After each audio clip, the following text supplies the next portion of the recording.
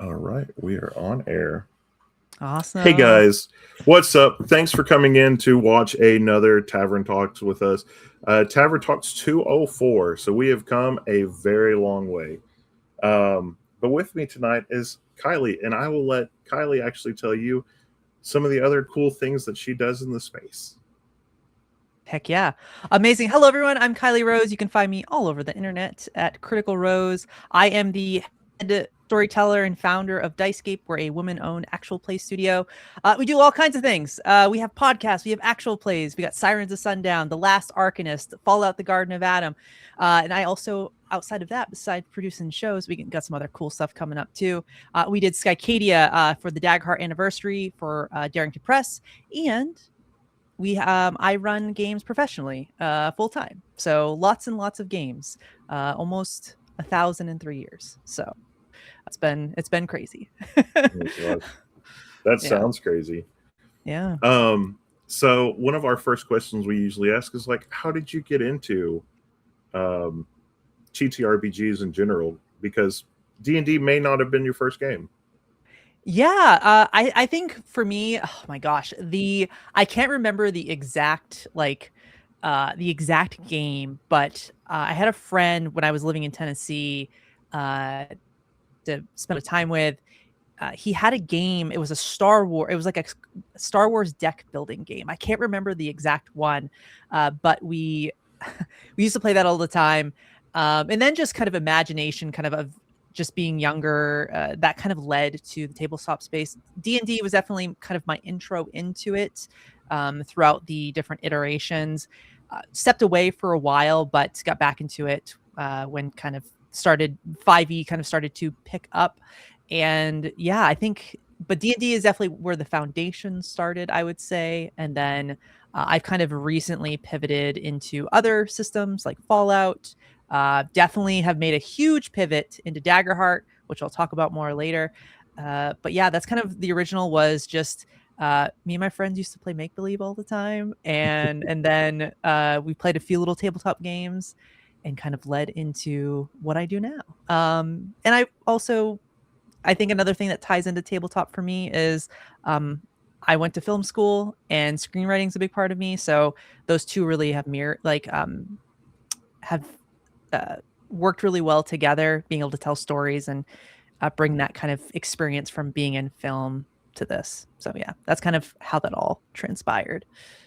Awesome. Were you more of like the actor part of film school, or were you more of like the behind the scenes? Yeah, a little bit of both, I would say. I did do a little bit of acting in film school.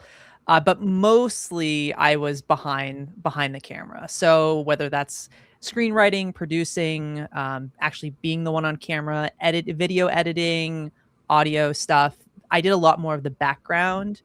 And recently I've been more like front facing, I would say, since stepping in as a GM and having someone convince me to start doing actual play. So, but yeah, a little bit of both, definitely more leaning towards the behind the scenes stuff.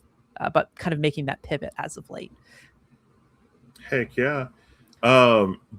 Did doing that actually help like with voices or anything? I know that's kind of a question that some people have a problem with it.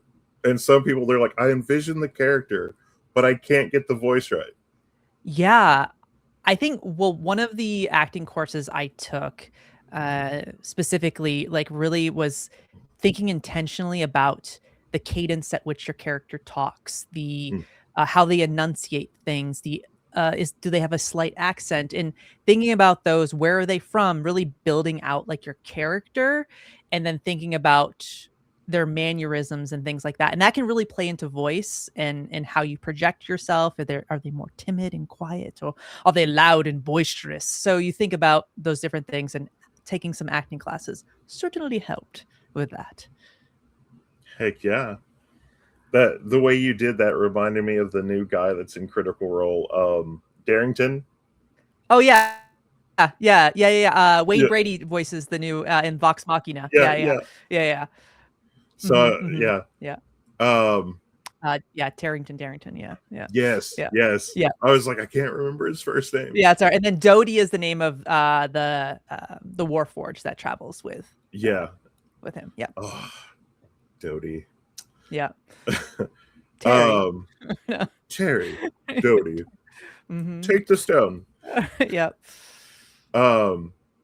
So we were talking a little bit off air, and you kind of said it earlier about how many games of Daggerheart you've actually run. Yes. So since and this includes like when the beta was starting to pick up. I think I came in a little bit like when they started the open beta with Daggerheart. I started to play it a little bit. I was a player first because I like to do that. I like to play a game before I start GMing it. But since its release, I've run a little over 300 Daggerheart games since it released just over a year ago. I've learned a lot running it and have really fallen in love with more of that narrative focus. And for me, it ties well into my screenwriting background and how when you think about like a TV show, what are the story beats you're trying to hit? But then, of course, there's always chance with the dice and things going different directions. So Daggerheart, the running as many games as I have at this point has given me a good perspective on the game system and ways you could really push it to its limit as a GM, even as players. I think just witnessing what my players have done with their characters has been really fun to watch with it. What's your favorite little tweak that you have that well, like you homebrewed into it? Yeah, there's a couple things. So it's not necessarily like something that they mention it in the book, but fear is the currency at which GMs get in Daggerheart. And you can spend fear to do certain things, whether that's, cause some chaos for like bring in more adversaries during combat. Maybe it's you can use certain abilities, add effects and environments. But what I like to do with fear, and it's actually detailed in the book, and I've kind of taken that information and just turned it up a little bit and added my own little flair.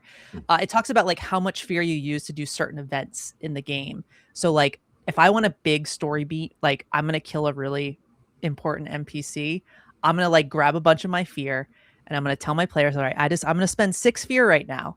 And this is what's going to happen.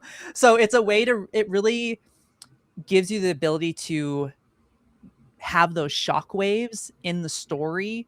So that's something that I've kind of homebrewed in is really taking the fear, because I think a lot of things I've heard from folks maybe getting into Daggerheart is like I always have so much fear, or just the currency can be a little weird sometimes. But I think if you take that fear and think of it as a narrative mechanism, you can spend more of it to make big moves in the stories. Have one of the big bads show up, be like, all right, I'm gonna have them show up, or I'm gonna spend fear to, get them out of a situation because this stuff happens. So that's something that I've homebrewed in my game is how can I utilize fear in a way that can create these big moments that send shockwaves for the rest of the story. So that's one thing I've incorporated into my games is how to spend the currency as a GM, the fear currency. Yeah. I love that. That kind of makes me like envision, like separately from D&D, how D&D, to me, the show runs in my head, like for that. But with Daggerheart, it's more so like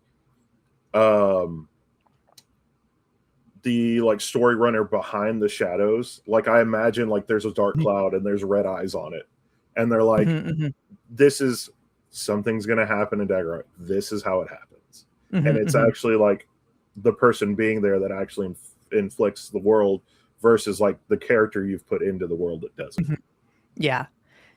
It's a lot of fun to just be able to, and it's always intentional. It's never like, oh, I'm just gonna do it to do it. It's like, all right, what things have the players done? Because I'm a GM that keeps track of all the little moves that have been made, who they've made a little angry, and I think about those moments where you can use that fear to be like, all right, well, you really made this person mad 7 sessions ago. Well, here we go. It's time. Oh my gosh. Yeah, just the kind of the ripple effect of it, and yeah. So that's one thing. There's some others, but that's been one that I've had a lot of fun with. Okay, so I have a big question for you. Mm-hmm. Do you think, and we did talk about it a little bit because we do have the new expansions coming out, but Yes. do you think there will ever actually be some sort of a DM deck for Daggerheart? Ooh. And I'll tell you where my question comes from. So when I started like right at the rear end of 3.5 Mm-hmm. Pathfinder. So I know about Pathfinder, never played Pathfinder, played a little bit of 3.5, but 4 was kind of my big holy grail that I played a lot of stuff. Mm-hmm. Mm-hmm. And in 4, at one point, they had like, it seemed like a card game, but you could trade in these things and you had a deck. Everybody had a deck where you could do something to infect a roll, do an extra attack, something like that. And whenever the Daggerheart was getting presented as kind of a TTRPG pseudo card game, almost, that's the biggest thing I could relate it to was this. I think it was called D&D Encounter card game or something. But yeah, I think specifically just to speak to the cards that come with Daggerheart, they're more there to like there's the domain cards, which are essentially they're your spells, essentially the abilities that your character can do. Then there's like ancestry cards, which kind of break down like what your specific ancestry can do. That's what races are called in Daggerheart. And then, but to speak to that specifically, I'm pretty sure they're working on something like DM deck. So I think it's definitely possible that they might add something like that in the future, a resource where I know they're at least doing like adversaries. They're doing cards. They had mentioned that a while back, but they're gonna start doing stuff like that. But I definitely think there could be cool like to help maybe new GMs that are getting into Daggerheart, having those decks, ways to be able to play them and utilize them for narrative moments or things that they can give to their players to maybe use down the road to pivot the story. You could almost have like narrative DM deck cards. You could have item based DM deck cards essentially. Maybe they'll do something like that. It's hard to say, but with there being cards already involved in it, I imagine they're probably throwing stuff at a wall and seeing like, all right, which one do we like, and building from there. Yeah, that'll be amazing when we get there. So the amount of games of Daggerheart that you have gotten to run, what so far has been kind of like your favorite class or pair of classes? Oh, I think my favorite Daggerheart class. Ooh.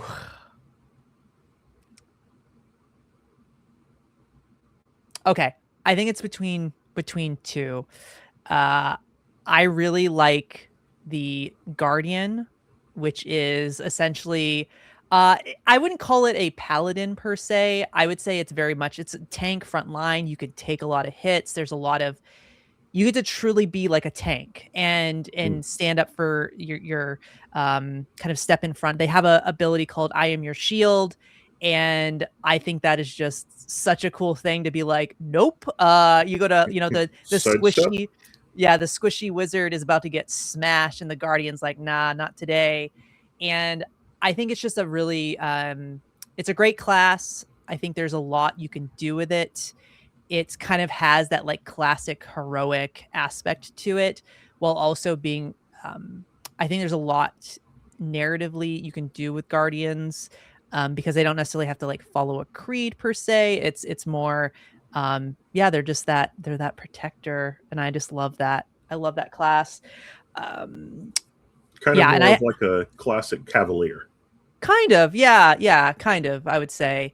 And there's a whole bunch of other stuff that the Guardian gets as well, but that class just sticks out to me the most. It's the one I think about a lot. And I think outside of that, one that I personally I think is a lot of fun, and maybe it's just a classic, but I love Syndicate, or the Syndicate Rogues. It's one of the subclasses that you can play. I like someone that is I think what's really nice about rogues in Daggerheart is they kind of lean a little bit more into that like charisma things, or in this case it'd be presence, but kind of lean more into that like info gatherer, like truly a rogue. And what's nice about how they're broken down, like the subclasses and things with Daggerheart, is there's a lot of like narrative meat that they give you just when you're building your character. And I just really like that about the Syndicate Rogue. I like someone that likes to gather information. I think that's fun. Yeah. And it's something that you can play more narratively than having to get into fights and stuff. Yeah. And I'm definitely a GM that leans more role play heavy anyways. Like when I have a combat, it's like there has to be a big reason for it, not just combat to combat. So yeah. I had a question out of that. I can't remember what it was going to be. Sorry. Are there any other RPGs that you've kind of like seen that you've wanted to play or that you've gotten to play? Ooh, yes. One tabletop game that I love and I want to play more of is The Wild Sea. I'm not sure if you're familiar with it. It's basically a post-apocalyptic campaign setting, but it's as if not like barren and destroyed. It's as if there was something called the verdant sea, which means plant life just exploded, and people travel around on ships that are like basically floating chainsaw ships that are cutting through the tops of this massive canopy, and there's all these different worlds or different like ports and things. It's very like I don't know if you have ever seen the film like Waterworld? Yes. Okay, so kind of, but on top of trees, and then the further you go down, it's just a really cool setting. That game I want to play more. I want to run more of that. I want to play more. I want to run more Candela Obscura. I love horror in general, so and I like kind of eldritchy cosmic horror where it's just like my brain is broken.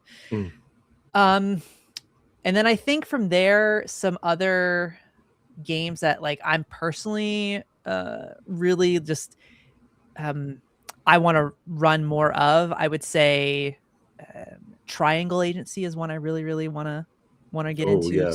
Slug Blasters is another one. It just has that like 90s. I'm a 90s kid, so has a little bit of scratches that itch that I have for it.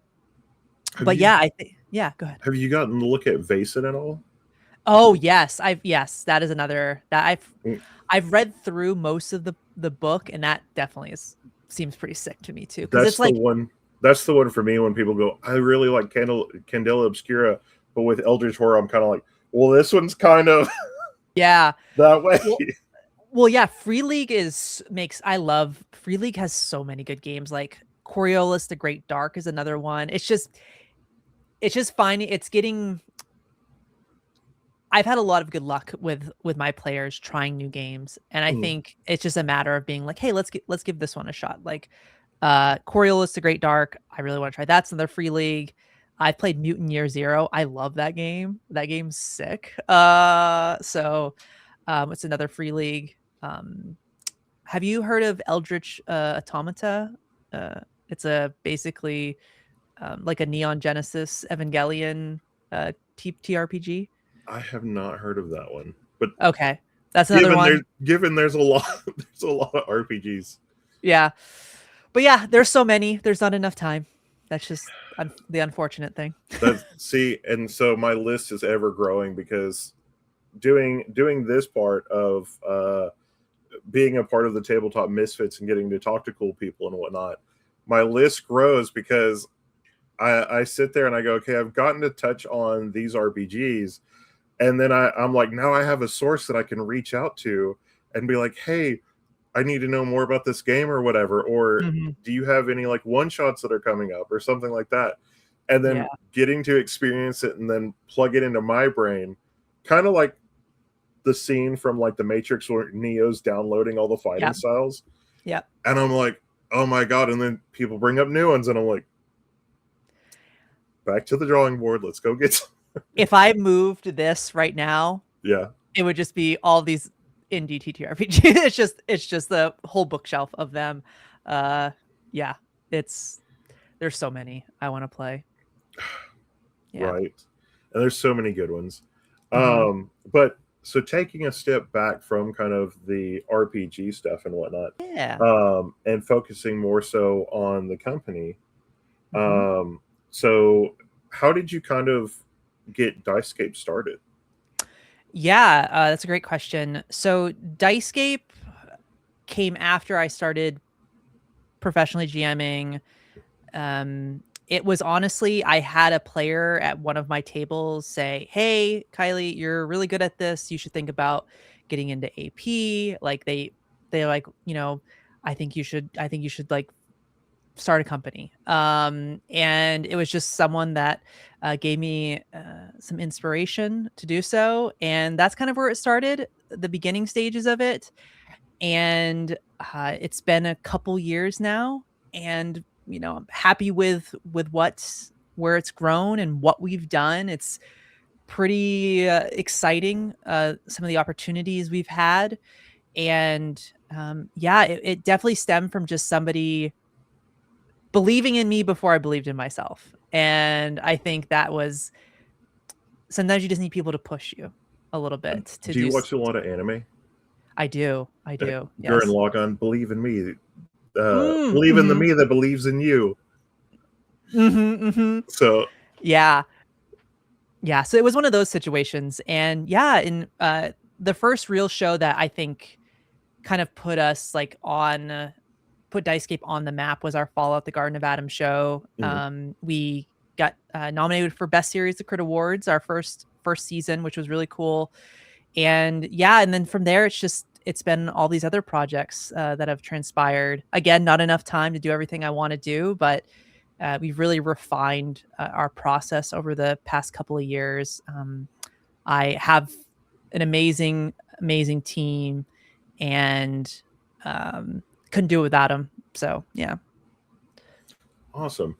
Do you see that transition in yourself from like when you did like the first game for Dicescape until like your most recent one?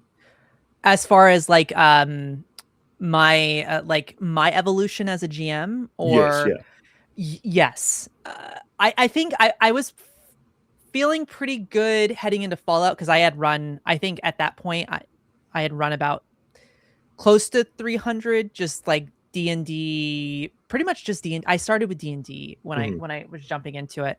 But I felt pretty good. There was definitely still some of those nerves and like uh learning curves of production, because I'm sure you all know, like production is, there's a lot to it, and we do all of our stuff is pre-recorded, so like then it goes into editing, and there's all those aspects of the sound design, mixing audio. So you start to really realize how much work goes into it. But to then say now, a couple of years later, with what we're doing now, like Skycadia, so proud of that. Like seeing that evolution, um, shifting into that as like the video side of AP, and then Sirens of Sundown, which is our narrative podcast. Just like seeing that evolution as a GM and really being intentional about how I'm building the worlds, really focusing in on like my session zeros with my players. That's always been something that's been a part of it, but like most recently I've redefined what that looks like, Mhm. and that has changed how our shows are, how I GM. So yes, there has been an incredible evolution from that point to now. Um, and yeah, it's something to be really proud of. And I think anybody that's doing this, like, think back where you started. And that's a great question, like Yeah. how much you've grown as a GM, as a creator. So yeah, it's been wild. Yeah. What's a really good tip that you have for everybody, especially like newer DMs, of like for a good session zero? Because I feel like sometimes with some people, a session zero is kind of your make or break. Like if it, for most people, if you don't have what you feel like is a successful session zero, you're like, oh well, we'll get it on the next one or we'll try. But I think that kind of sets the tempo for a lot of things, at least in the DM's mind, of will this be a successful show or a successful game, that I can run for years or multiple times and things like that. Yeah. Running as many campaigns as I have now, I would say my biggest tip to any new DM, as much as you want to hold on to your world, your baby that you have, let other people hold it. Let other people, add things to it. Because if you get your players to invest in your world, they're gonna be really excited to show up and play in it. And I think just letting go of that control, and because it is a collaborative game, it is a collaborative medium, letting go of that and giving your players the opportunity to make their mark on the world, you're going to have a way better campaign. You're going to have players that are more they're going to be more excited to be there, because when you get to a specific area that they helped create and you get to talk about it, the smile, the just, and sometimes it's like, how about you tell me about this place? And then they get to take that moment and talk about the thing they made. And that's really special. So I spend a lot of time, especially in my session zeros now, we sit down and all the players will be like, all right, pick a thing that you want to build out for this world. And then we also go from space to space. Like, we have a baseline of what's here at this location, but let's make some rumors about it. They might be true, they might not be. So it gives you, the GM, also some little things to play with, but also, again, gives the players an opportunity to have their impact on the world. Like, I'll give one example. We were doing play tests for our Fall at the Garden of Adam show. They talked about a rat king, and I created a ghoul called Vermin that was later on in the season and became, the way I introduced him, one of the most unhinged NPCs ever. But they became, that was their NPC. That became like their traveling NPC. Did you have like a, no, you brought this up from when we? Oh, we talked about it in one of our cooldowns after, but yeah, like, it was just, because ghouls don't really have noses, so he wore a mouse nose with whiskers on it. Oh my gosh. His name is Vermin. That's how he was. He's just a cool guy. Oh, So I love that. He had a black wig and a top hat. Yep. I have a character in one of mine, and talking about that, like going with your gut. I had a character that I did that was just like the Pied Piper, but he did it with a violin. And he was living in the sewers, and he actually would do it to control rats. Well, in this town that the people had to go to, they were trying to find out what was happening to like rich people's jewelry and food and magic items. And so they ended up getting into the sewer and finding this guy. And I got put in a spot because part of the way it was set up and everything, people just kind of bypassed part of the area, and they got there, and it took this one character that either they could have had join them or whatever into almost like a supernatural being, because at that moment I had made the conscious decision that this guy had known and tapped into his magical ability, that not only could he kind of hypnotize the rats when he did it, but he could hypnotize people. Ooh, okay. And so I had different people roll, and everybody forgot that they were even on that adventure to go and do it, except for one person. And then half of the campaign was them trying to convince the rest of the people this person was real. Do you guys not remember any of it? And they're like, no. So they had to like really push, this happened to us. This happened to us. And it was funny because later on they went to a bigger town and they saw somebody that looked like this character, and they ran up and they were like, we found you. They turned him around, and it was a turtle that had put on a fake like wig and everything else. Imagine like Eddie Munson from Stranger Things, but with black hair. Okay. Yep. Yeah. But they play a violin instead of a guitar. Well, okay. Come to find out, this guy had been going around in this travel of what they were doing. The party was doing that. This guy had actually went around and started like selling like demo tapes and things like that in the world. And so this big town they went to, everybody that was like under the age of 25 dressed up as this guy. Oh my God. That's so wild. they would run into a thing and they were like, here's the guy, and they turn him around and it's an Araraka, or they turn him around and it's a tiefling with the, and they're like, why does everybody have the same costume?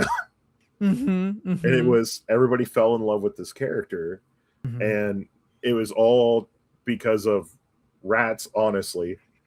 And having that spur of the moment thing happen of, hey, well, how do I build the world out from here? Well, you guys really pushed so hard that this character went from being just something that was supposed to be an NPC that wasn't going to last more than a session into they've lasted basically the entire time now. So.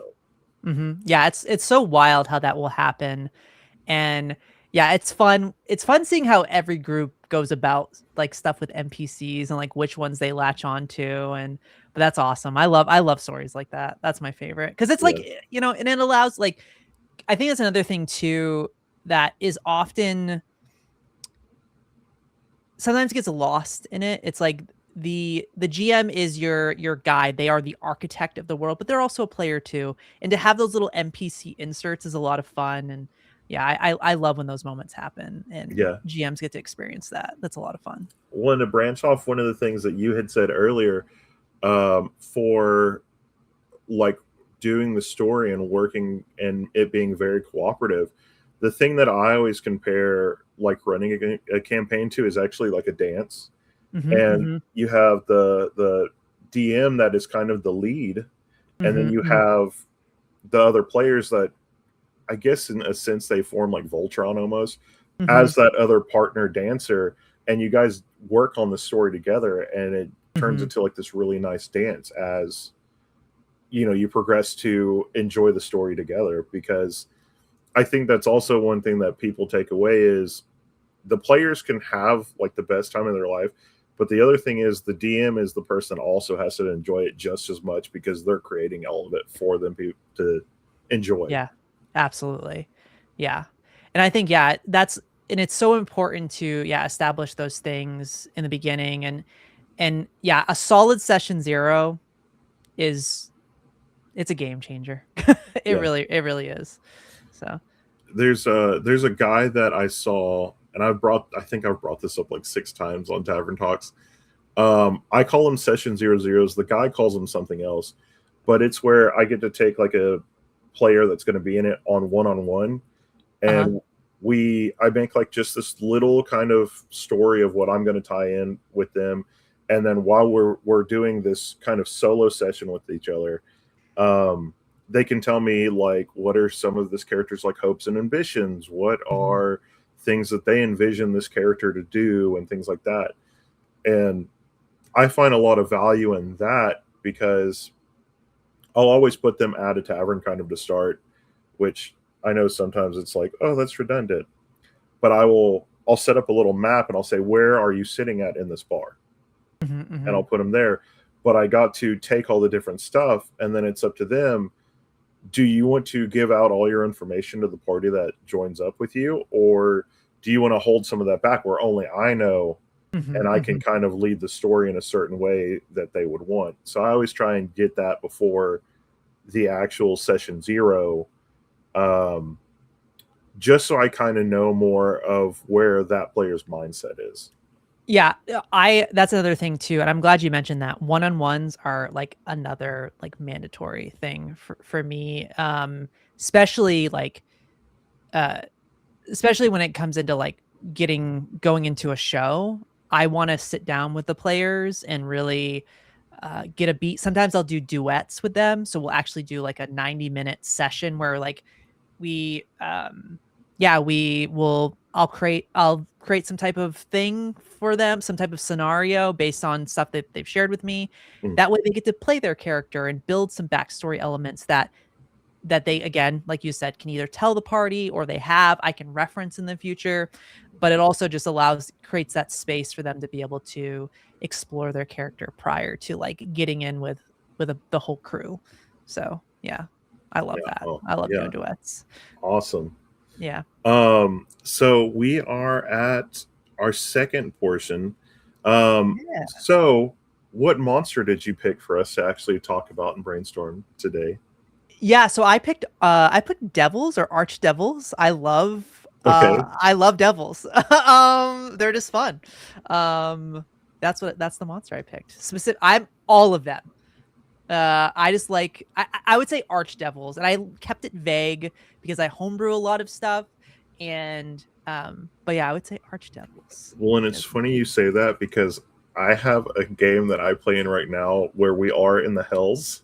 And so we are playing, even though like you get to pick what race your character is, like you are a devil. So that's where we're playing that right now, which that's a character that I have that has died. Everybody turned around and loved this character so much and brought back. They were like, we need to start the journey today on finding this character.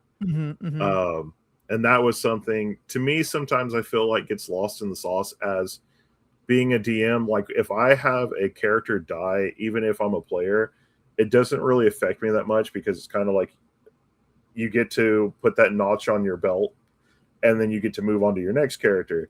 And to have a lot of people go, oh no, we have to save this character, they have to come back, was really one of those like touching moments where I was like, I don't know what to say about that, you know? Yeah.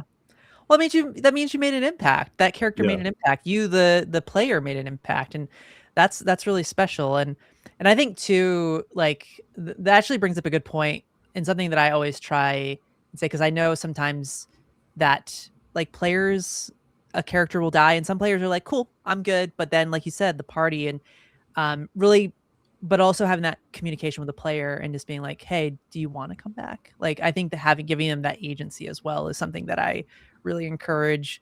But that said, I love that they were like, no, we want this person back. That's awesome. Super heartwarming. Yeah. And it's one of my toughest characters to play because they're a changeling. Okay. Yep. And so I'm the comical character, kind of, sort of. So I always get short and I turn into everybody else's character. Amazing. So I'm like the chibi version. They're like, what's going on here? Yeah. What's going on? And I'll be like, I don't know. Ask my dad. Or that's what's funny. that? You know, and they'll be like, and somehow it always works because, but I also tested myself that this is my first character that I actually multi-classed with 4 classes.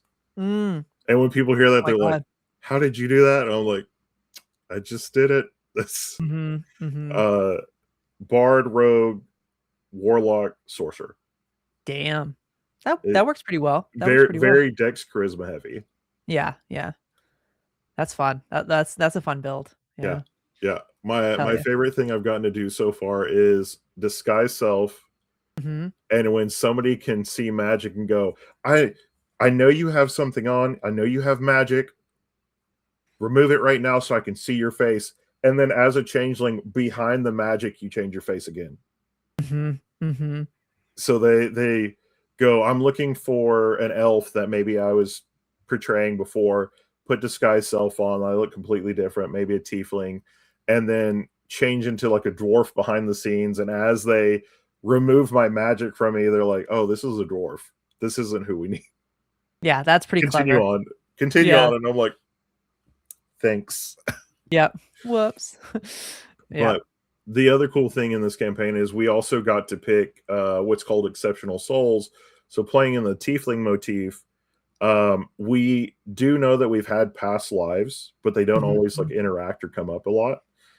My character is the only one that has access to little bits of those memories. So it will be, hey, you've talked to Dispater or something, you know, you used to work for him before in a past life, and I can kind of somewhat recall his memories to say, you know, do I have favor with this person already? Is there an event I can bring up to them? Something like that. We have what's called an exceptional soul ability. Okay, that's pretty cool. All right. I'm gonna look that up. Well, I almost want you to elaborate more on it, but I don't know. Yeah. It's kind of a homebrew thing that you get to pick something that you really want. So like one of us Okay. With anything that's a greater devil or somebody that's bigger than that, they can actually get inside of their head and actually Okay. see it. So it kind of works like Friends or something like that, or Charmed Okay. a little bit. Okay. Um, somebody else like can grow plants. Somebody else can do. So it's kind of like taking what's already pre-existing there and giving something extra. Okay. Um, Okay. Cool. Cool. Cool. All right. That makes okay. I was curious what it was, so thank you for breaking that yeah, down for yeah. me. uh, But but yeah. it's always fun doing that. And then uh, my other fun thing is using objects that somebody gives me to do stuff. So Mhm. um, that's one of my things. While I haven't gotten to jump into Daggerheart a lot, that I can't wait to. I'm going to use this, and I'm going to feel dirty about it. Extort the system, Mhm. Mhm. Mhm. where you understand it as a DM so well that you can kind of like go, here's something that's not exactly in the game, but I'm going to use it as a tool to further the story. So Daggerheart is actually really good at that. Like I think that's the one of the things that I have grown to love. Like right now, so Sirens of Sundown is a Western setting, Mhm. and the way that my players have reflavored the domain cards so their abilities to match the setting is incredible. Like I think with Daggerheart, it's like I think a lot of times tabletop games, it's like this is what this thing does, and like that's it. But I think what Daggerheart encourages and does really well is it's basically what are the bounds of your imagination of how this thing works, and I'm always excited to see what my players are going to come up with. Like for example, one of the domain cards, one of the rogues, one of my rogues has is Rain of Blades, but they reflavored it called oh, I'm Gwen. If you're watching this, I'm sorry. I might mess this up. Sorry, Gwen. Oh no, I am right. Okay, I remembered. They switched it to Bulletstorm because Okay, they're not using knives, or so like reflavoring the domain cards uh fit the theme. fit the setting. And I think that as a GM, you have a lot of capability too. So anybody that plays Daggerheart, I always encourage them to be like, think about the setting you're in and how your character utilizes their abilities Yeah, and reflavor them in the way. Like there's so many good examples I could give you from Sirens, but I don't we're only so far in the season and I don't want to give away any of the stuff. So but yeah, it's really, really cool. Oh actually I can give another one just to kind of talk to this, like yeah, quote unquote, I wouldn't call it exploiting the system, but like how yeah. it's utilized. We have a player in our Last Arcanist show that plays a scarecrow, and they have their staff. There's like a sunflower on it, and when it like releases like pores essentially out of it to do the sleep spell, essentially, which is a really cool way to like describe that domain card, which is neat. So yeah, Yeah, I love yeah. that. hmm So yeah, there's lots of stuff you could do. See, and Uh, I'm stuck on when you were talking about the Guardian and having like I know they don't call them like the tree people. I want to say it's a treant, but that's not what they call it. oh, Um, oh, like a dryad, or they don't. Well, kind that of, but I think uh, it's the mushroom, the oh, the myceliums. fungrel, the Yeah, fungrels. yeah. Yeah, yeah, And yeah, it yeah. and somebody playing a guardian fungrel and Mhm. having something where they are, I guess, essentially kind of like more straw based or like a different plant, and having like hay bale roll as like that defensive card that we were talking about, where they're like, I got to get over in front of this person, roll, and here I am. Yeah. Well, I mean, for example, like thinking about a fungrel in this case. Okay, I am your shield. If we break down fungus mushrooms, there is the mycelial network. I could Yeah, imagine mechanically you have to be within very close range in Daggerheart, which is like 15 feet if we're going to break it down in like D&D Pathfinder terms. yeah, For me in my mind, if I was playing a guardian fungrel, I imagine my fungrel placing their hand on the ground, connecting with the fungrel network, and mushrooms sprouting out of the ground to block the attack. Like that's what I Heck imagine. yeah. Like that's stuff like that, where it creates like a mushroom shield in that moment.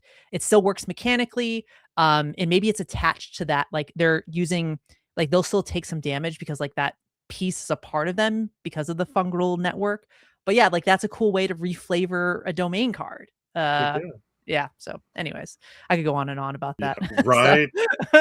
there's so many cool things. We're reflavoring the entire game. Yep. Yep. What's our setting?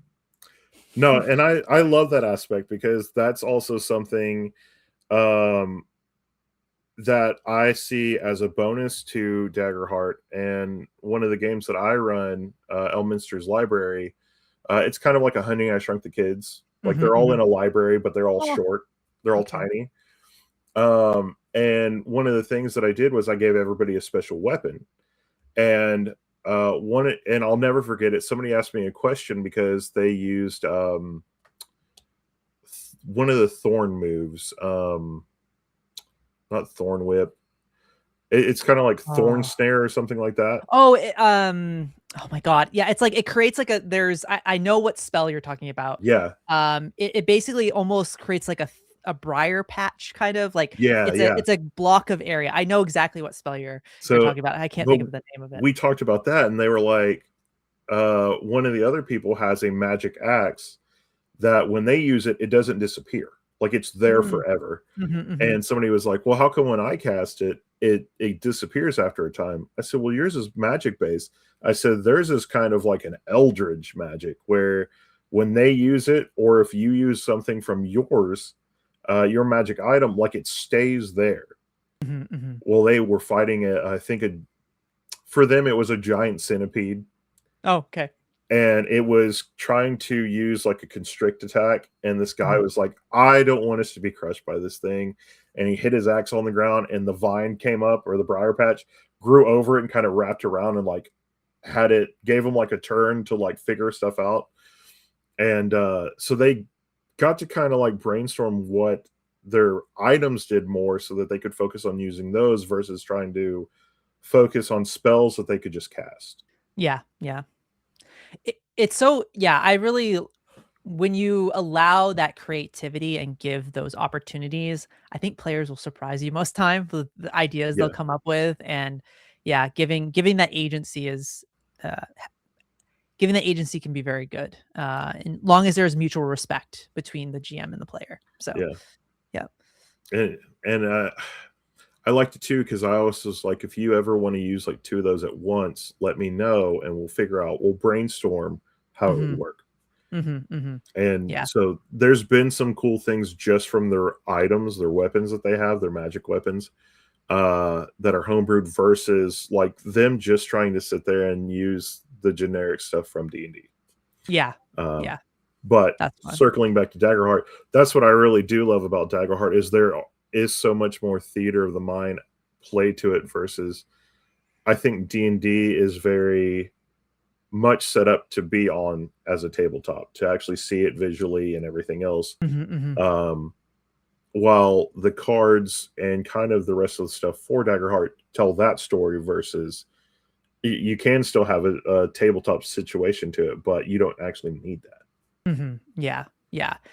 It definitely, again, it's very much a narrative focused game. And I think Theater of the Mind is, it leans more that way. And like, even the way the distances are set up in combat allow for, and you can do that with D&D. I don't ever want to take away from that, but I think, the way that the movement is set up in Daggerheart in combat situations is it plays into that theater of the mind a little bit more as well. That's just my personal experience, just from running D&D for such a long time and then making that pivot into Daggerheart. So yeah, I love it. So in your Western, yes, to kind of get us a little back on subject of the Archdevils. Yes. If you're going to add one Archdevil from obviously the Archdevils, if you're going to add one of those guys into your Western game, who would it be? Ooh. And why? Gosh, I need to pull up a list real quick of Archdevils.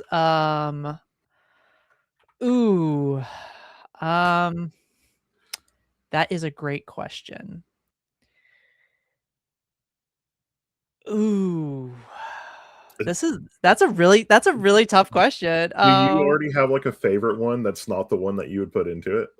I would say I yeah. I mean, I know this is kind of a little I mean, Asmodeus is a great one. Yeah.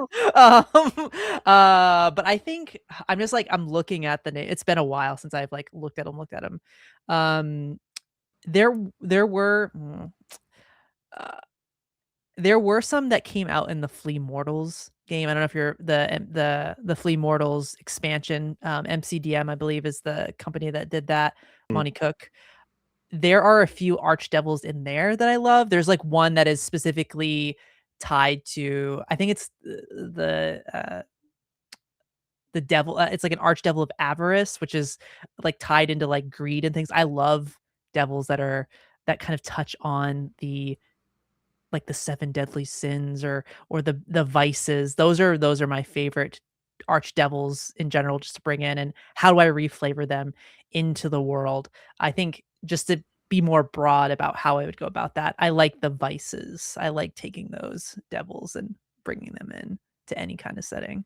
Heck yeah. Well, in a cowboy one, I mean, you have so many because you could use like those. You could introduce the four horsemen of the apocalypse. Mhm, mhm. I mean, you have so many things with a western, um,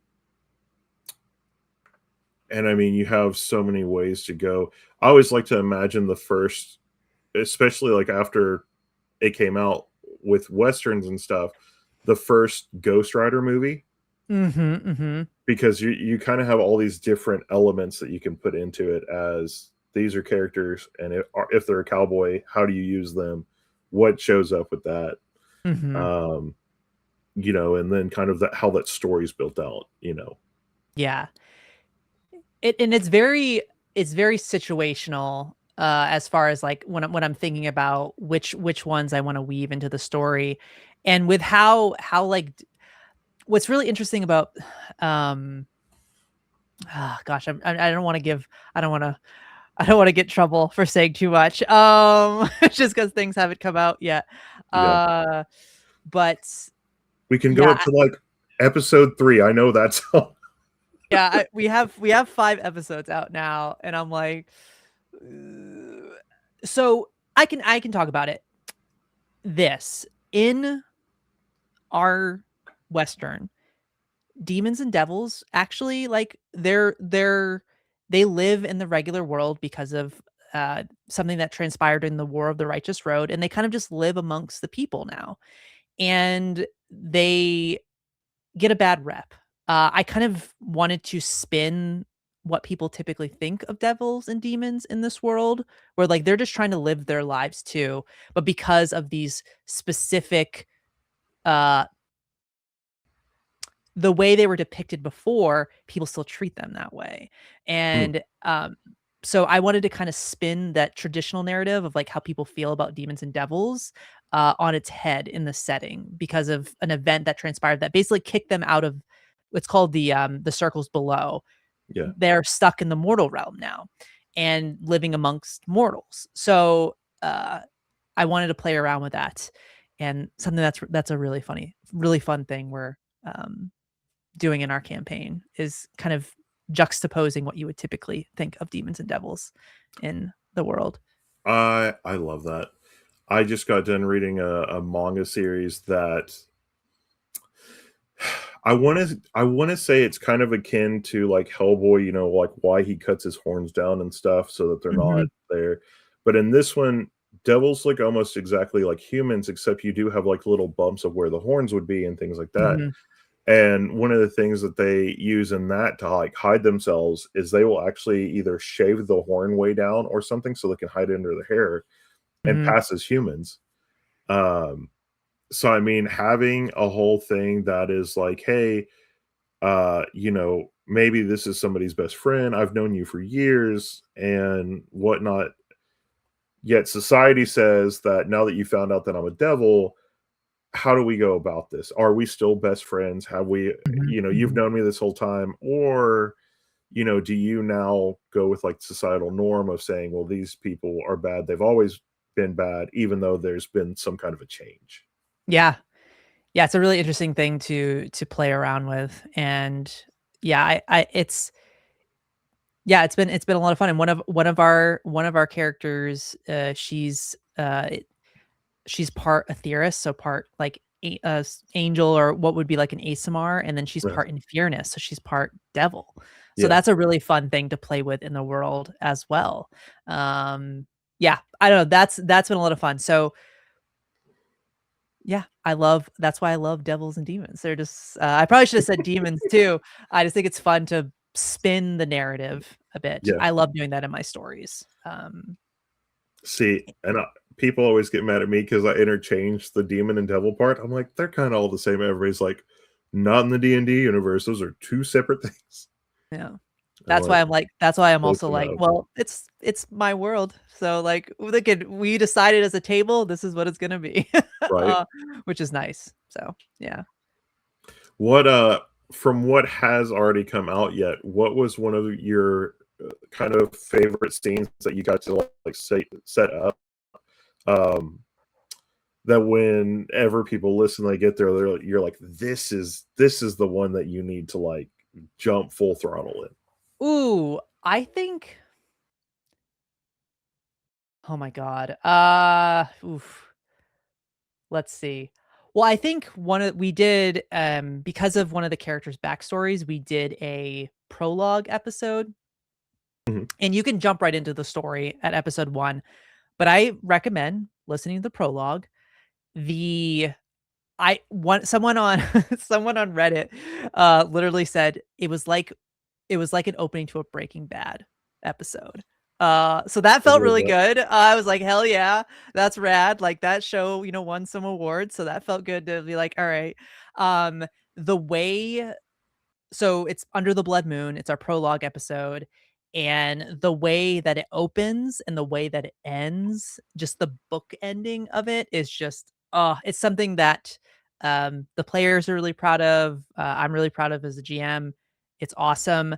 I would say too, I believe it is, hold on, I'm thinking about episodes.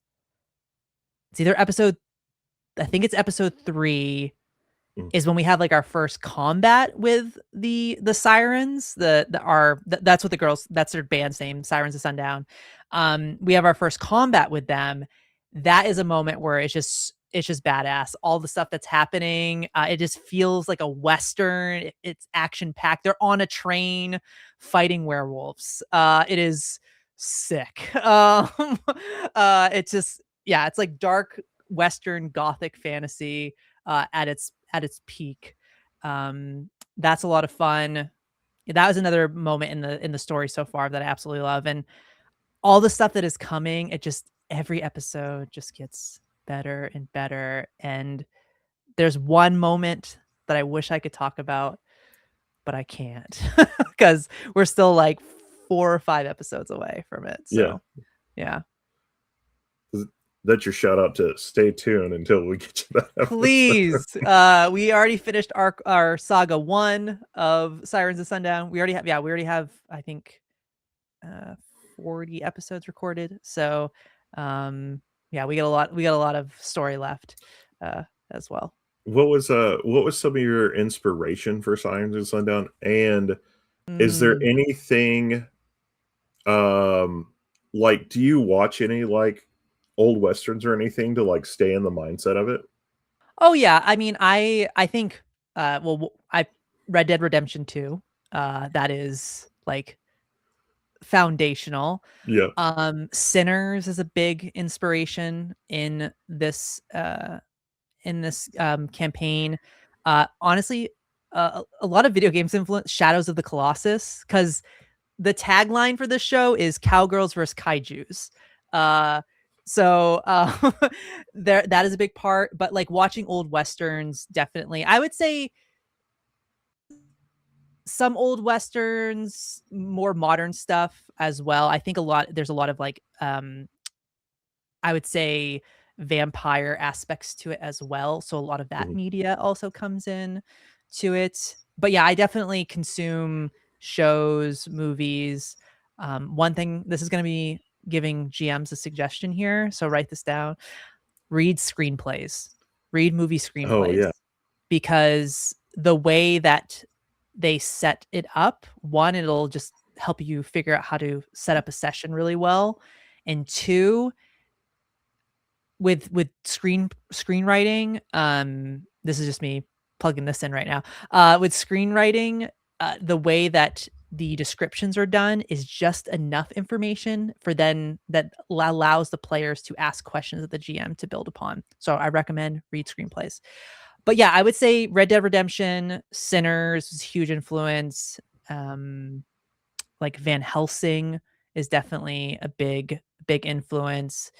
Um, and like classic westerns, True Grit, like some of the older stuff definitely plays into it as well. So yeah, lots of western media in Heck there. yeah. Hmm. Oh yeah. I mean, that's fantastic. That's one thing that I always try and get the mindset of is that to write better, you have to consume what you're trying to write for. Yes. That way you understand kind of like the tempo of what you're trying to write for and everything else. And then you're introducing those other aspects of where you start with like a blank canvas almost, Hmm. Hmm. and then you tweak it from there. Exactly. Exactly. Yeah. Lots of, I think it's an easy thing to get to lose, is just like your well only goes so deep when it comes to creative material. So it's so important to consume media, whether that's books, video games, even music. Um, yeah, movies, TV shows, whatever you can sink your I am teeth into. so glad that you said that. So there's this thing that I do because one of our shows I actually ghostwrite with James on it. So he Oh, cool. runs Hell it, yeah. but I get to ghostwrite part of it. And if there's like a character that we need that's like a big bad, I will pick somebody that I've seen um in a show or whatever or in Mhm. a movie, and I will send him like a clip of this person's like top times that this person was on screen. And then when I do that, I'll give like a little description and then I will send him a song that I feel like goes with the character. Mhm. And I'm like, Ooh. if there was something I said, this is their like theme song. This is what their creed would be to move forward in the world. And so it's funny that you said like music and all this because that's how I actually like get in the mindset of some of our things is this is what I feel like their song is. They're sitting there on their iPod before they're going into whatever happens and they're listening to this song and this is their hype music to have whatever evil deed or something evil Mhm. that they're going to do because obviously some of them don't necessarily believe that it's evil that they're doing. Oh, yeah. No, for sure. They have their own motivations Yeah. and what drives them. That's what makes any good, yeah, any good big bad, big NPC in general, yeah, is having that. But I agree, like, music, I mean, there's a particular, she gets mentioned in the prologue. Octavia is one of, she's kind of a lingering, she shows up when just to cause chaos, but I have a playlist for her that I'll listen to. I'm like, all right, I'm in the zone. I know what I need to do now. So yeah. I just need 5 minutes before we start, guys. Duh, duh. Yeah. Yeah. I'm like, okay. All right. Yeah. I love that. Um, do you think more people should make playlists for their like big bads? So here's my here's my opinion on this. Yes. Also, I recommend, and this is just goes back to my when I was doing a lot more screenwriting. Before I even start writing a story, I will build a playlist out, and I'll have that playlist on when I'm writing. I try to avoid, when I do it for like world building and writing the story, I typically will stay away from lyric based things. Occasionally I'll have one thrown in there, but I do a lot of instrumental. But I recommend, if you're building a world, think about think about music that would fit into that world. So when you sit down to do it, you can feel that flow through you. Like, I'm writing a noir setting right now. And I'm listening to Nightmare Alley, which is a Guillermo del Toro film that's very much noir. esque. And I'm also listening to LA Noire, the Rockstar game. I have those two like soundtracks playing while I'm writing for this new setting I'm working on. So Oh my gosh, we'll actually have to talk about that because okay, I'm writing a Shadow Dark setting right now. okay, That that's a game I want to play. they are.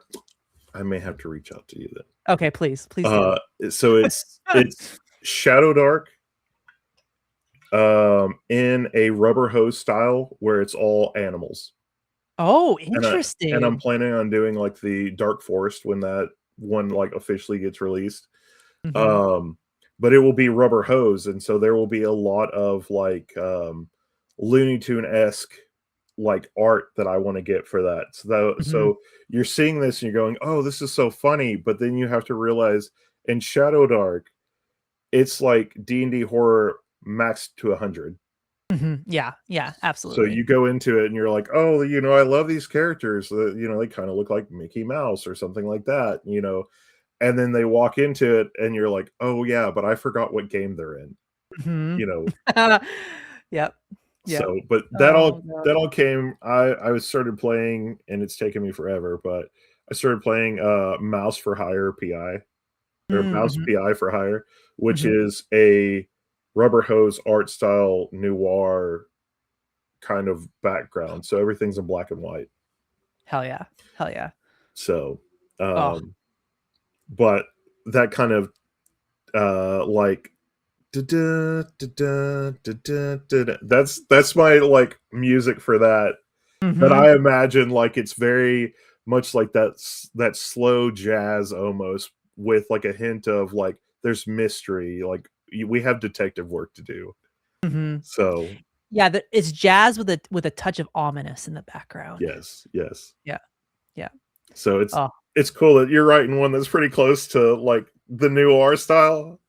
Oh, it's actually based off of I've run a campaign in this particular world. I ran a campaign in this particular world, but I'm essentially I'm gutting it essentially and rebuilding it from the ground up. Gets me a chance to revisit something that I really loved, but also want to give it a new lease on life, essentially. Yeah. Yeah. Well, so I know that you do stuff on Start Playing as well. Yeah. Um, do you ever rerun any games that you've done?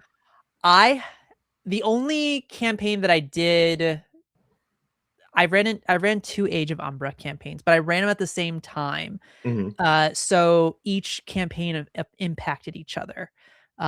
So that was the only time, like, I ran the same campaign, and I've run, like, multiple campaigns in my same homebrew world, Semper Viren, but they were Yeah, always different stories. I never run the same thing. I it's all I've never done any modules. It's always been and I don't consider Age of Umbra, it's a campaign frame. It's just a baseline. I don't consider that a module. It's like, here's yeah, some stuff, to utilize.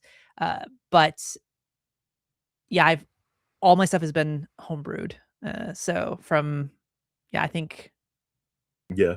10 or 11 campaigns so That over the past 3 years. So that's a conversation I think we had actually on the Misfits a little while ago is do you have like a campaign or like a small series that you run for Start Playing or something like that where you have 5 or 6 people that are playing in it that you run, and then when that's done you actually throw it back out and see if another 6 people gravitate towards it. mm, But it's almost always running the exact same thing just with these new characters and tweaking it as it goes.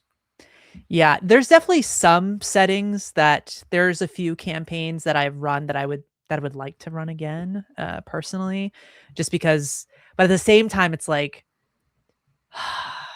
you know, is it gonna be the because I think a lot of the campaigns that I've run have just been so memorable, like, I'm like, I don't wanna, like I wanna leave that. I wanna just let that live on forever. So yeah. Plus we have like a whole like hall of Semper Viren where it's like the history of all the different campaigns and what the players have done. And so yeah, I go back and forth about it. Yeah. Yeah. Uh, I've done it where I've gotten really close to something, and usually it's only when I'm running a one shot since the campaign's over, Mm-hmm. but it will be like adjacent. It'll be campaign adjacent where they're sitting there and they're doing something, and what'll have happen is, um, since the other thing has already been established, maybe like the party was like a dwarf and an elf, and somehow they jumped through like the window at an art museum. Mm-hmm. Well, it'll be in this one shot, it'll be whatever characters that they're running, and it'll be you just see you hear a window crash as you see an elf and a dwarf flying out from the art museum and land on the ground and run off. Mm-hmm. And so I get to weave some of that that's already happened into it, but at the same time, there's this other things that's going on that's like, well, you guys played this, you know that these police are going this way and that this is happening, but now what's going on with these guys? Maybe there's like a group of mafia guys that are after you, and Mm-hmm. because this other thing's going on, that's why they're able to like focus on you guys and track you guys down. Yeah. So I like to do that with players that I've already pre-established and run stuff with, because they don't exactly know, well, they know what's kind of going to happen, but they don't exactly know um, what else can come out of that, or where Mm-hmm. this other thing that will kind of trigger their memory. Kind of like what we were talking about earlier off screen. In my world, when you play a character, I get to make reference for the player, not the character, with my little god in the world, Bob, that likes Star Wars and Lord of the Rings and all this other stuff, because I know that that feeds a need in the player. But Mm-hmm. then also your character's kind of like, I can't understand that. And as a DM, I can't believe you put that on me. Mm-hmm. Mm-hmm. Yeah. Yeah. I could see that. Yeah. It's so interesting too, like just thinking about that now, having that question of like, yeah, going back and yeah, I don't know. It makes you wonder sometimes because I have a couple campaigns that just ended and I'm getting ready to potentially start some new ones. And it's just like, do I revisit an old campaign? And maybe I ran it in D&D, I run it in Daggerheart now and with a different table. And what does that look like? And, you know, yeah, I don't know. It's making me think. You're making me think now about it. I mean, sometimes you got to. Yeah. Yeah. Awesome. That's one of my favorite things too, also as a DM to do, and then kind of as an improver and stuff, Mhm. is for me, if I make a character and like let's say you were going to run the same campaign for me, Mhm. depending on how I make that character is how I will act as that character the entire time. Yeah, absolutely. So Yeah. it'll change the flavor of it if I go from having a comedic slapstick character into, like we talked about, that noir kind of dark misunderstood character that doesn't reveal their hand a lot. Mhm. Mhm. Yeah. Yeah, it is always yeah, and I think that's just something too you have to think about is yeah, like what is your character and yeah, how do they fit to that world? Yeah. Yeah. Yeah. Oof. Great question. Yeah. Oof. Yeah. Oof. You're like, you're giving me so much stuff to think about. I Stop it. know. I'm like, I'm not gonna be able to sleep tonight. I'm gonna be like pondering. I'm gonna be sitting at my computer being like, should I revisit this or not? No, just try and learn a different RPG and then try and figure it out with that one. Yeah. Oh my gosh. I know. Well, that actually makes me think I need to one another system I really want to try is Fabula Ultima. I just haven't had the time to sit down and unpack that one yet. So I do know that one. you do? Yeah. Yeah. Yeah. Oh gosh. Might Well, and reach out. like we talked about earlier, there are so many that people bring up, like the Sea of Trees one that you said. Yeah, Wild Sea. Yeah. Sounds phenomenal. Yeah, it And then is. I'm gonna go off the deep end, and I'm gonna be like, "Hey, Kylie, I ended up buying all the books for that." Yeah. There'll be something like that, just because. Um, Usually for me, I will pick a system, I will get all the books in that system, and then I will update as I go. Mm-hmm. So, like the Daggerheart thing, I've already pre-ordered that. Part of the Yeah, things yeah. for like the One Ring, already pre-ordered. The new route manual, Oh yeah, yeah, yeah, already yeah. pre-ordered. Yep, yep. but then that also gives me time to go with some of the new ones that I don't have, and then try and go from there and expand out my library. Yeah, I'm a I would said call it a library. filmography. Yeah, I would consider it a library. Yeah. Another system that I'm really excited about that isn't out yet, the backer kit. I'm excited for Dungeon Crawler Carl. Oh yeah, That seems like it's going to be pretty rad. I'm very interested to see how the system works. I'm curious to see, because it's coming from Renegade, or at least that's kind of the publishing company. I yeah, know it sounds like it's going to be like a D20 based system. I was thinking at first maybe they would do something like to the likes of the World of Darkness system, but it sounds like it's going to be more like D20 based yeah. for that campaign. So, or for that setting book. But I need somebody to write one that we use a D100 and a D2 for. That's it. there you go. That, Oh my god, that's that all would we be need. wild. That'd be wild. Right? Yeah. All right. There's 100 options that I can have in this. What's going to happen? Yeah. Yeah, and I really enjoy knowing all the different systems that we have out there and trying to learn all those, because then that gives me a starting point with anybody that I have a conversation with out of just base D&D of, well, hey, I've seen like Vampire the Masquerade. I would like to try that. But then they can also turn around and say something like, well, I like this, but I'd also like to play a mystery or something. Okay, well, how much do you want? How hard do you want it to be? Because then it's, well, if it's not too hard, then I'm not obviously going to recommend Call of Cthulhu to you.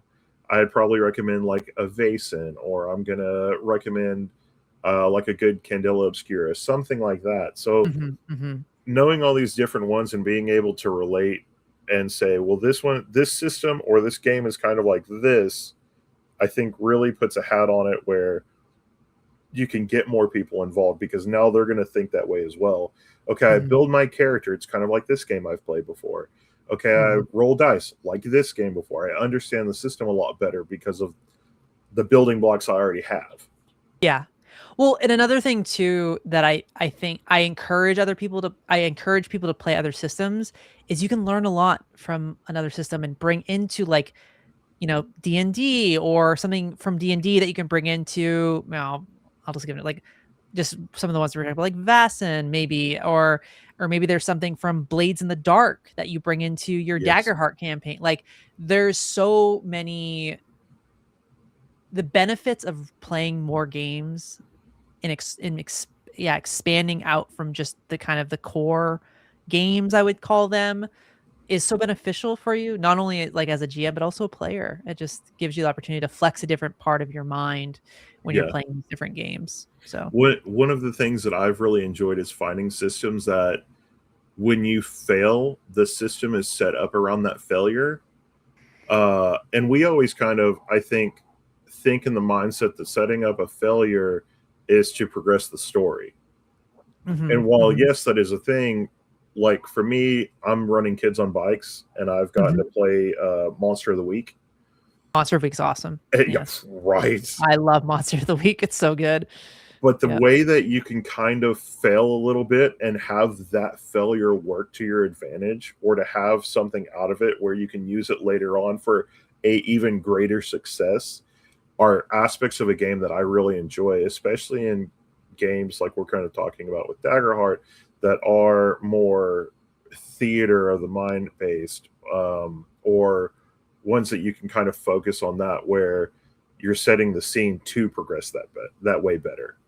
Well, and then naturally, just with like Daggerheart, you have hope and fear, and that kind of can determine which path a story will go as well, which is a lot of fun. But yeah, there's so many good games out there. It's so many. Right. And well, and like you said, there's not enough time in the day. Exactly. Darn it. Real life. Come on. So what has been your like favorite part? Because you go to cons and stuff. What's been your favorite part in the community besides like running your stories and whatnot, just getting to go to conventions and things and actually see like your fan base and make those other acquaintances and stuff? Yeah, I think what I've enjoyed the most is just it's always fun to hear what other people are doing and their experiences. I think the passing on of tips and knowledge and just that like collaborativeness that comes with the tabletop space, I think that transcends the table into kind of the community as well. um yeah, and I think that's is a really fun thing about conventions. Plus it's also nice too to just um be like, hey, like, it's an opportunity to bring other people on, to like guest on your shows, or maybe they have, you can give them, advice on something. I think there's just that like collectiveness, that community, Yeah. that I think that's what I really enjoy. That's why I love going to cons. Like I work from home, so like I don't, beyond the people I see online, like, I live in a pretty small town in New England. So like conventions are my time to like go out and have community. So I really love that aspect of it. And yeah, just meeting new people and hearing stories, how they got into it. And yeah, getting to be around. Like I literally last year at Gen Con, I I didn't, I was like, yeah, like, follow, we did pretty good with that. Like somebody stopped, like multiple people, and it was weird. I'm just like, whoa, what is happening? Like some this is crazy. Yeah. Yeah. It's wild stuff. Oh goodness. Yeah. I enjoy that aspect too. My biggest problem is because I actually have a podcast and stuff that I do too. Is for me, like looking at people on the screen, Mm-hmm. I always imagine we're all like the same height. Oh yeah, when you're like, oh my god, what? Yeah. And then to meet people in person, and I'm like, and I know, and everybody will tell me this because I'm 6'2", and they're like, you're kind of above like the average mark for a lot of people, and I'm Mm-hmm. like, I just imagine that everybody's like a 6'2", half giant that's walking around out there in the world, Mm-hmm. and that we'll find each other. So finding people in public always throws me off because it's never like what you imagine people to be like because you're looking at them on a screen. Mm-hmm. Um, and so my funny story from that is though, the first time I actually got to meet my co-host in person, um, he drove up from Texas to for us to meet for the first time and everything with his family. And he gets out of the car, and my friend is like 5'6", Mm-hmm. and the first words out of my mouth when I was walking up to their car and he gets out was, "Oh my god, I didn't know you were so short." Oh my god, that's so funny.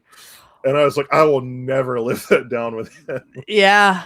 Oh my gosh, that's too funny. Well, that was saying one of the just saying that like one of my someone that had watched our show recognized me from my bright red hair. Yeah, That was just like the thing. It's just like it's funny how people, and then yeah, like how people remember you, or yeah, like you said, we're literally just, you know, this up on a screen. yeah. It's hard to tell how tall people are. What people kind of look like in general, beyond their face. So yeah, that's always fun too. Yeah. Well, and I meet so many people kind of doing all this stuff too that some people have stopped me and been like, "Oh, hey, I know you, you know me," and I'm like, "I don't Nope. know you," Nope. Sorry. Nope. and I'm like, "Where do we know each other from?" And they're Yeah. like, we're this, and I was like, "Okay, I believe you." Yep. Oh, it's too But funny. yeah, it throws me off sometimes because it's just I call it screen blindness. It's Yeah. Yeah. Yeah. Yeah. imagining that everybody you talk to is like the same height as you Mm-hmm. online because you have no point of reference of what they actually look like or anything. Yeah. Oh my gosh. It is so funny. Well, I will see you at Gen Con. I will be there. So I Heck will, yeah. um, I'll track you down. I'm sure there's probably, I mean, I know there's like little get together areas that people usually go to. So, Listen, I keep promising, and I'll tell you the same thing. I keep promising everybody I'm going to lunch with them. And then I oh, realized that by the end of it, I've probably told like 50 people I will have lunch with them. yeah. I'm going to be a very full boy. Yeah. Well, yeah, I mean, just It'll be crazy, and then it'll go by as fast as you can imagine. Yeah. It's always crazy. Gen Con's nuts. That's for sure. So Yeah, but I always tell people that too. And if I find out that somebody has like events that they're going to that I'm going to, or even something that's cool that they know about that I don't, I'm just like, just grab me and take me with you, because I get lost so easily. Is this your first Gen Con? This is my first Gen Con. It's massive. Just, yeah, just give yourself my plenty of first time. Gen Con. Yeah. I'm usually good after somebody like takes me around the first time.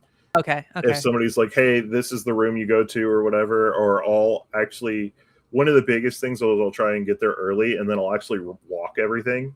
So that way I kind of know, like, where are these rooms? Where are my events at? What am I supposed to be doing here? That way if somebody goes, hey, because also to me, I'm one of those people, like, you can give me the directions and I for sure am going to bomb it. Yeah. But if you go, hey, it's that place that's by the building that we got bagels at 3 mornings ago, I'll be like, oh yeah, it's the room that's right there. You walk in, it's on the right. Yeah, that's exactly it. I'm like, but yeah, that's too funny. How many, what Gen Con will this be for you? This will be number 3 for me. Number 3. Okay. Yep. Yeah. This, third Gen Con. I think PAX. This will be my 4th PAX Unplugged this year. I think. Yeah, 4th. Have you ever gotten to go to GaryCon at all? I didn't get to. No, I haven't got to GaryCon. I'm thinking about it. I might go next year. It depends. So there you go. You can go. Yeah. For sure, because I think tickets are coming up like halfway through this month. So that'll be great. Yeah. But yeah, do you have any like last minute thoughts? Anything you would like to tell everybody out there in the audience? Yeah. Keep telling stories. They're so important. Have fun at your tables. That's probably the big thing. Always make room for fun, even when you're in the serious moments and telling your story. Just remember you're at a table, having fun with friends, other cast members, and I don't know. Keep making art. That's a big thing. It's so important. And have fun doing it. Fall in love with the process.